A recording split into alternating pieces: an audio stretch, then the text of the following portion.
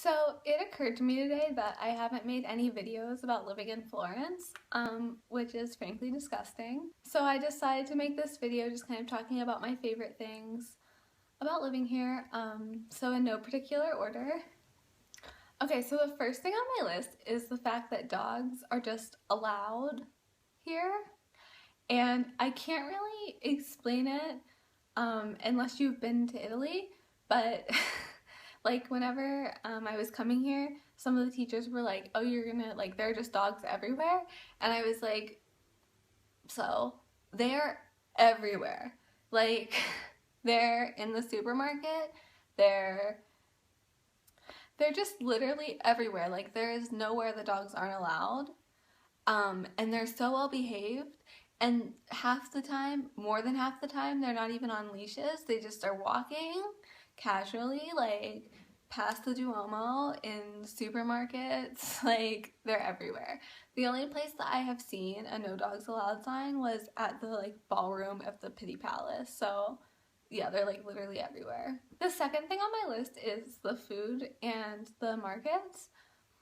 Living within walking distance of the San Lorenzo market is a gift. Like, anything you could want, you can find there, and the food is so good and so cheap, and it's fresh. It's just lovely. And the third thing on my list was that even though Florence has like a city vibe, you can still walk everywhere. Especially because I live like in a really central location. I can literally walk anywhere. It's so nice. Nothing's more than 25 minutes away. And I love driving because it's like relaxing, but it's just been nice to have a break from driving and just be able to like walk to get groceries and walk to the train station. Okay, this next one's gonna sound kind of weird, but I wrote down catcalling. And the reason that made it onto the list is because catcalling in Florence is, for the most part, harmless, and that's just been so nice. Like, guys will just say like, hi, I like you, or like, hi, you're beautiful, and you can just keep walking.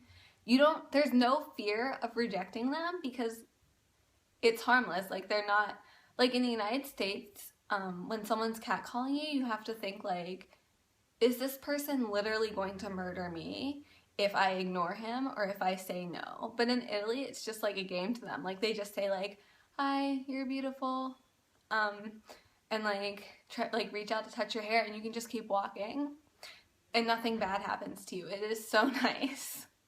Like, obviously I wish that it wasn't a thing anywhere, but it's just nice to know that I'm not gonna get murdered for rejecting someone.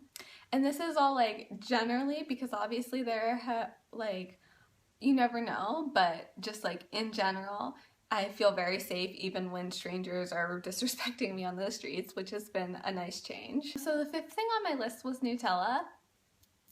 And, oh, there's a really bad glare. Is that?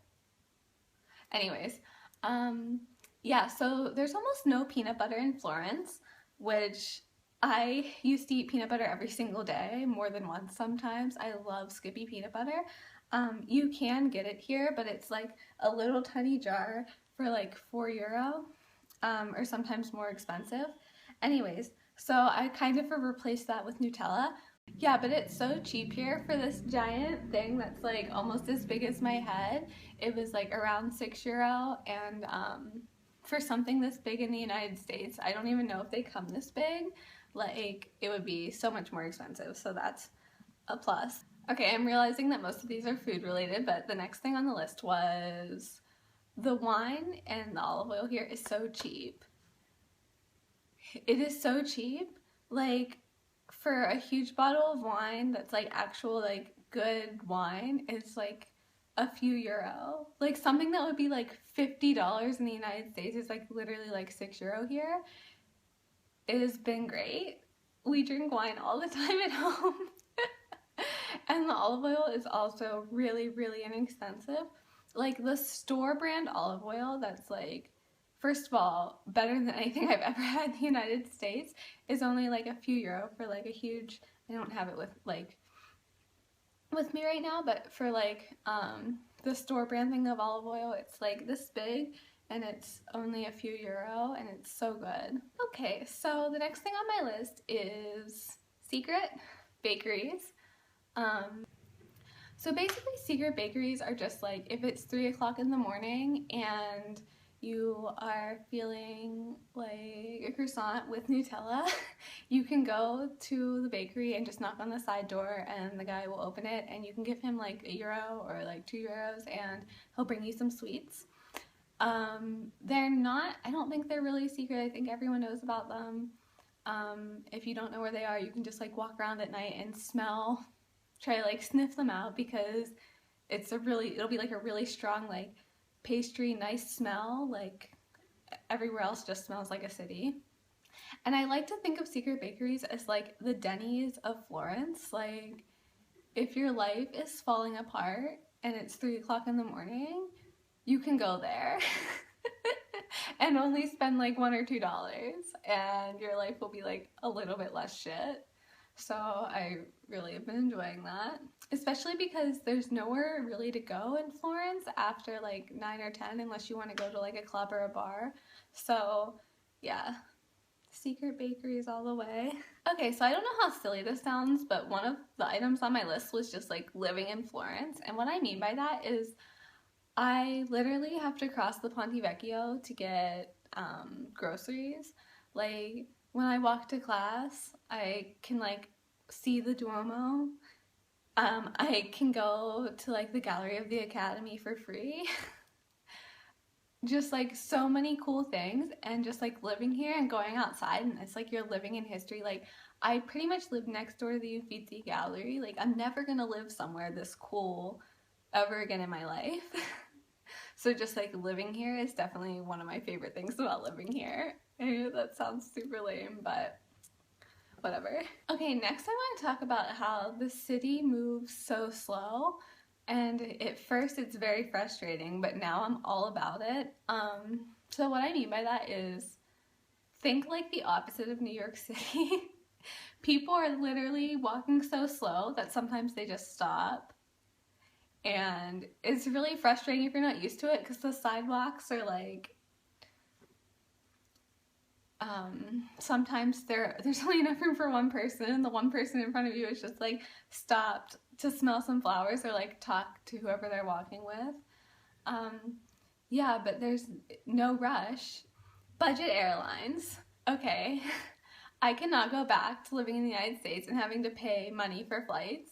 Like, I can spend like €40 and be in London.